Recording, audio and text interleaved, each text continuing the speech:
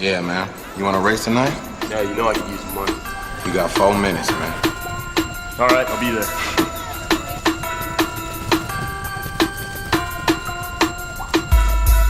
Too fast, too furious. I'm too fast for y'all, man. Too fast, too furious. Oh, I'm too fast for y'all. What up, Gotham Guardians and Arkham Adversaries? It's your boy Train as Wonder Wife Sarah. Man, did we have a fun weekend. It was my birthday yesterday, but to celebrate, my good friend Daniel, got to give him a big shout out. He showed up in style. He did. My goodness. He's a big fan of the Fast and the Furious films, and I really enjoy them too. But I mean, he goes the extra mile. And he showed up with an Audi, rented it for the weekend for this very occasion. Yes, he takes it very seriously. We may or may have not did a bit of a race against a Camaro after leaving this movie. Which I would like to say, after seeing this film, guys, please do not try these stunts that they do in the movie. We were stupid. Yeah. For professionals. Yeah. We are not professionals. But it was fun. I'm not gonna lie. Daniel did a good job, you know. And the guy was actually pretty cool about it. He was very cool. I mean, he whooped kicked our her ass. So did he just like slap that ass, or did he like grab and hold on to it? But he like rolled down his window and it was just like, yeah. Man, like it was a good shot, you know. Right? Of course, after seeing the film, we wanted to do a quick little review for you guys, spoiler free, to give you our thoughts about the new Fast X movie. Personally, I thought this was awesome film. Like, you get exactly what you want out of it: action, car races, a heist. I mean, it's just... I mean, the movie overall was just fantastic. Oh, absolutely. And for me, one big complaint I've had about like the last couple of Fast and Furious films is I was a huge fan, and I still am, of the original, even Too Fast, Too Furious, and even Tokyo Drift, where it was like, even though there was kind of this crime element to this, the heist element, it was very much like street racing. You know, that's kind of like what it made it like cool. And I felt like they kind of left that aspect of that in the franchise, but it felt like, at least for a couple of scenes, they brought that element back into it. Absolutely. They brought you back down to the roots. Yes, absolutely. I mean, it is about family, of course. We get some familiar faces from the past. We get some new faces that are somehow interconnected all through each other through previous films. And I just gotta say, the person that probably stood out to me the most in terms of performance, Jason Momoa. Oh yeah, absolutely. I mean, he plays his character a little too well. You could tell he had probably way too much fun. Yeah, absolutely. You know, it was like... It's like they told Jason, here's your character, and Jason's like, here's a little bit of me. Oh yeah, I mean, it was like Jason Momoa Unchained, you know, like he went all out, but he was just like a brilliant villain, you know, like I think this is like a villain that you'll remember just simply of how like crazy he is, and he's different, you know, it's not really a villain you've seen kind of before, especially of how Jason Momoa kind of gives it his thing to it.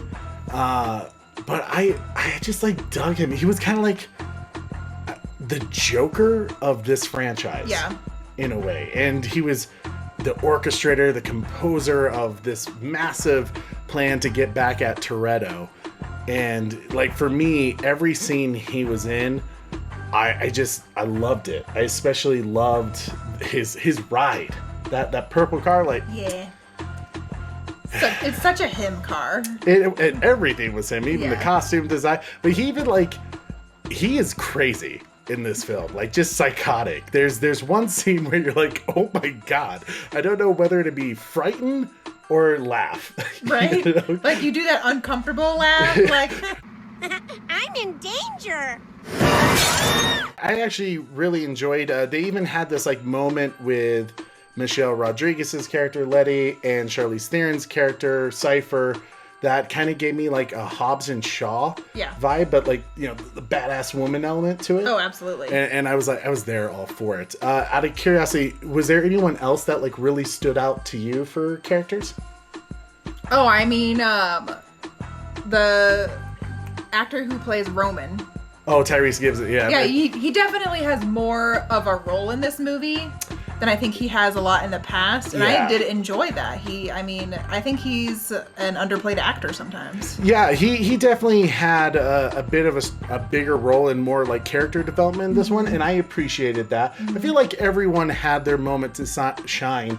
Even John Cena's character, I got to give him props in this too. Yes. I've seen performances of him that I really liked and some that I just can't stand, but this movie I found myself like, oh man, like I liked what they've kind of done with him. They kind of give him this, I don't want to say like buddy cop, but it kind of felt like, Oh, absolutely, it was buddy cop. yeah, like kind of that comedic thing. And he was just like, he was so cool and has such a great character arc in this film, especially the redemption that he gets from the last movie. Yeah. So I like what they did with his character. I will say, and maybe you'll agree with this too, like if you are trying to decide which film you need to watch before going into this one, I think it's probably a good idea if you watched the last one, Fast 9, and probably And 8. Fast 5. Oh, you're 5. saying 8? Well, I was thinking 5 because that's the one where Jason Momoa's character is directly tied to. His Yeah. origin story. His Gotcha. origin story. What is Okay. his motivation for this film and why he's after the entire Toretto family? Yep. Nonetheless, I think if you did just go into this film, you're probably gonna just have the amount of enjoyment that you would if you didn't watch those movies. But you're definitely gonna be a little confused. Like I was slightly confused when Jason Statham was beating up a certain dude. Yeah. It kind of like that his introductory scene in the movie, we Yes. were a little bit confused, and then we watched it in the last movie that was the post-credit scene, and we're like, Yeah. oh. Yeah.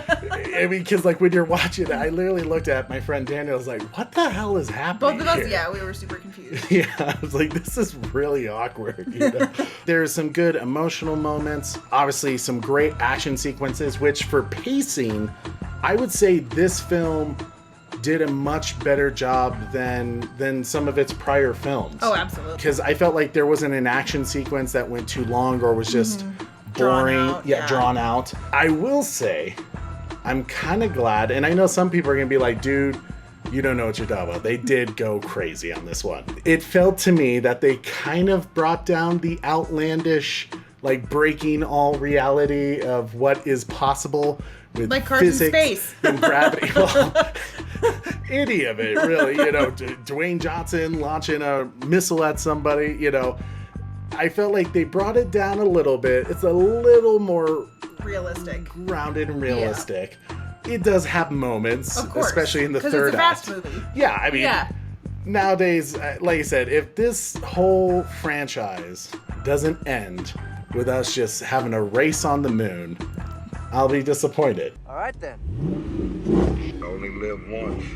Let's do it. What do you say, Dom? Talking or we racing? I think this is easily in the better half of the entire franchise. I Oh, think yeah. it's top 5. My friend Daniel and I were even kind of thinking maybe it's in the discussion of top 3.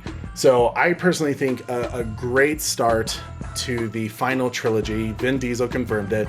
There's gonna be 2 more of these crazy ass films. What's your thoughts? Like, would you agree? Like, you think it was top 5, top 3? I would definitely say confidently top 5. Confidently top 5. Yeah, that's what I was saying too. Confidently top 5. I think discussion for maybe top 3. Right. I mean, and we're just going to have to watch all the movies. Yes, we're definitely going to start a marathon back into it. Definitely stick around for the mid-credits. There is a mid-credit scene that you're not going to want to miss. It was a pleasantly surprising, I'll say, cameo that I had no idea was going to happen, and I doubted it for the longest time that it would happen ever again. And when I saw it, I practically jumped out of my seat clapping. There is quite a few cameos that you kind of just go, whoa, in this Right. movie, including this one was very touching. Paul Walker's daughter does appear in this movie in a role, and it was just it was very moving to see her. All in all, a great movie. I think you're gonna get exactly what you want out of it. Action, motion, craziness, Jason Momoa, Vin Diesel, something about family. I don't have friends. I got family. What would you score it? Oh, I think I'd probably score it like an 8-8.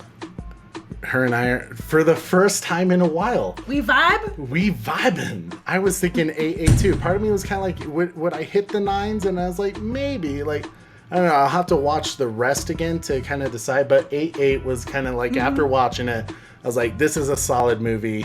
I really dug it. And definitely leading to something much, much crazier when they get to Fast 11 and obviously Fast 12. Apparently some spin-offs are in the works with the whole franchise, so I'm down.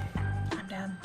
Well, let us know in the comments of what you guys thought of this movie, or if you plan on seeing it in theaters. I'm definitely curious to hear what score you guys would give it, but make sure not to leave any spoilers for those who haven't seen it yet. We don't want to ruin anything crazy. Thank you so much for watching. Make sure to smash that like, share this video, subscribe if you haven't already, and hit that notification bell so you never miss an episode. I'm your host Trey with his wonder wife Sarah, and don't forget to tune in weekly. Same bad time. Same bad channel. See you later, guys.